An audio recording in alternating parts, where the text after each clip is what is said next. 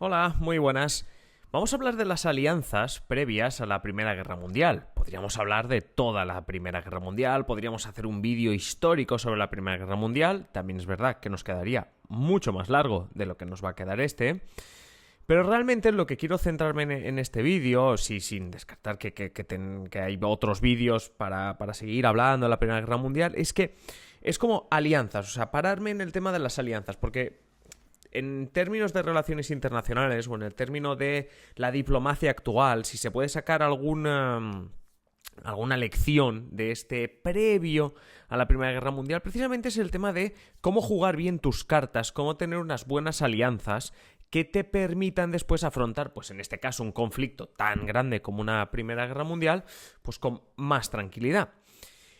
Y en este sentido, yo lo que quiero hacer en este vídeo sobre todo es un protagonista, aunque ahora no empezaremos a hablar de ese país, pero un protagonista quizá en este vídeo es Serbia. Como un país tan pequeño, a través de trabajarse unas alianzas, obviamente, gracias a que también tiene una situación muy buena, ahora lo veremos, como un país pequeño como Serbia consigue incluso afrontar una guerra en la cual, obviamente no todo mérito suyo, pero me refiero, ¿cómo consigue afrontar una guerra en la cual gana a potencias tan poderosas como Alemania, Austria-Hungría en su momento y Italia? Entonces, esa es la intención de este vídeo, que por eso veréis que obviamente es cortito, porque aquí no vamos a hablar de la Primera Guerra Mundial, sino de las alianzas que había previas en la Primera Guerra Mundial. Para empezar a hablar de esas alianzas previas, sí que es verdad que tenemos que hablar de los dos grandes países, de las dos grandes potencias que había en Europa previa a esa Primera Guerra Mundial, que son Alemania y Francia. Dos estados, dos naciones continuamente durante siglos enfrentadas entre ellas y sobre todo, especialmente después de la unificación alemana de 1870.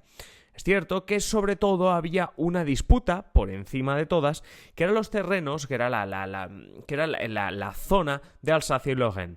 Esa zona, que podemos ver en imagen ahora mismo, remarcada, era una zona rica en recursos naturales, por tanto, y obviamente la frontera entre Francia y Alemania. Por tanto, es normal que entendamos que que hubiese un conflicto latente, unas disputas continuas desde 1870, el Estado alemán y el francés. Siempre ha habido esa disputa entre esos dos países.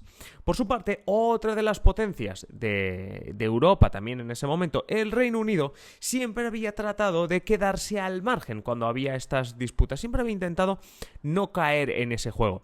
Eso sí, una vez pasada la unificación alemana y viendo cómo la Alemania de ese momento de finales del 19 tenía unos aires, y principios del 20, tenía unos aires expansionistas al Reino Unido, pues básicamente le entró el temor, vio la amenaza de una expansión alemana y decidió refugiarse, decidió ver que un pacto con Francia podía ser una buena idea. Por tanto, teníamos un Reino Unido que acaba haciendo una alianza, que acaba haciendo un pacto con Francia, básicamente porque tenía miedo, en ese caso, de la expansión alemana, de las posibles consecuencias que podía tener para el Reino Unido la expansión alemana.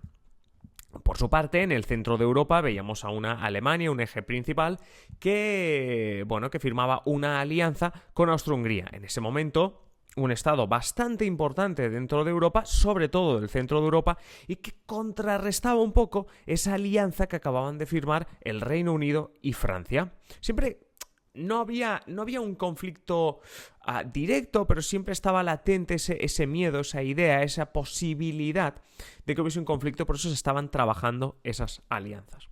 Y ahora es cuando entra en acción, o es cuando entra en esta historia Serbia, o quiero que entre en esta historia Serbia. Y para hablar de Serbia tenemos que hablar sobre todo de Rusia.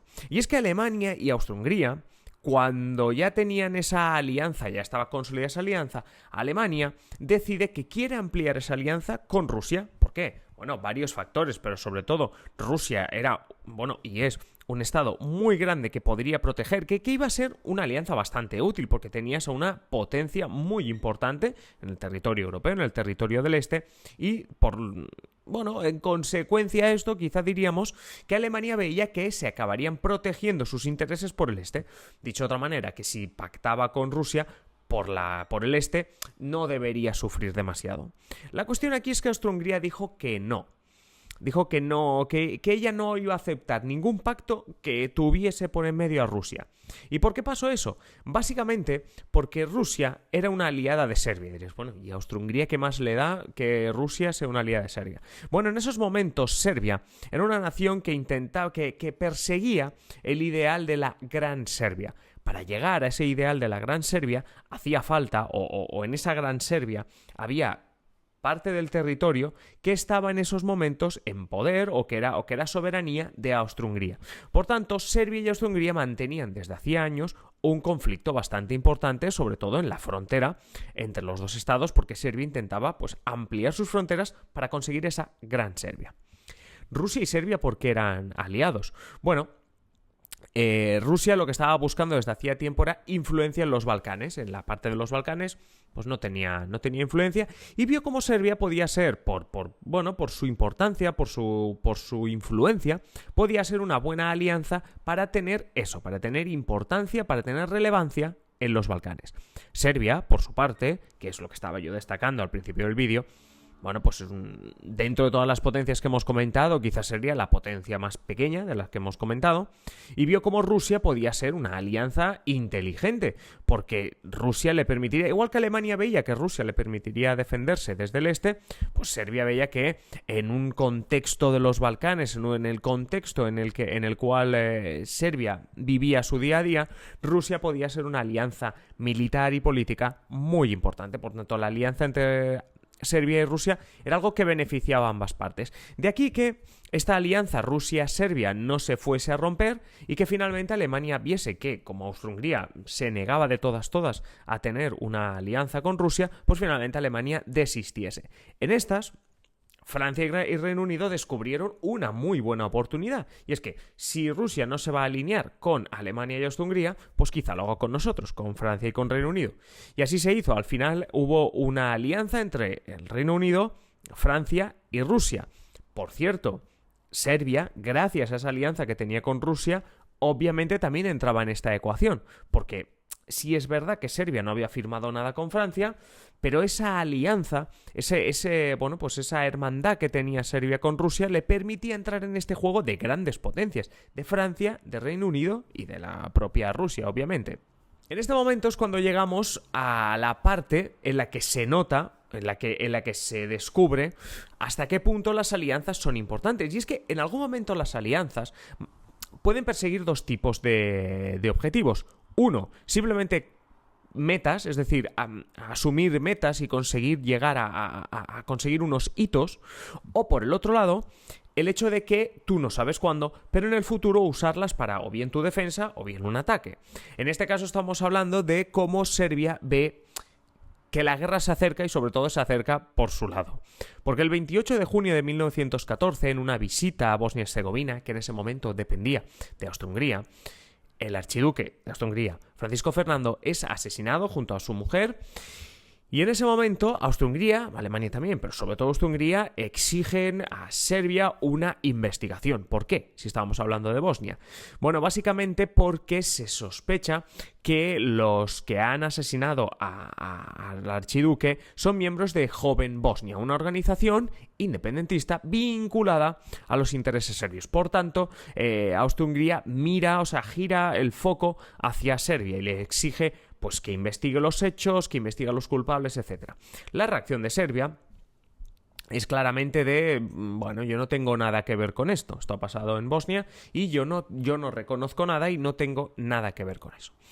Tras varios ultimátums, al final, Austria-Hungría, Alemania, se cansan de esperar a que Serbia abra una investigación, a que Serbia haga algo. Y finalmente Austria-Hungría declara la guerra a Serbia por aquello que había pasado unos días antes, en concreto un mes antes. Pues le declara la guerra a Austria-Hungría a Serbia. Bueno, aquí ya tenemos un problema para Serbia, porque es que Austria-Hungría es una gran potencia que le ha declarado la guerra a, una potencia no tan grande como Serbia. Eso sí, Serbia sabe a quién tiene que acudir para pedirle auxilio, y es a Rusia. Como consecuencia de ese pacto, de esa alianza entre Rusia y Serbia, Rusia le declara la guerra a Austria-Hungría. Te has metido con mi hermano pequeño y yo te declaro la guerra. como consecuencia de otra alianza, en este caso la de Austria-Hungría con Alemania, Alemania le declara la guerra a Rusia. A Rusia de Serbia, pero a Rusia, que es la que se acaba de meter con Austria-Hungría.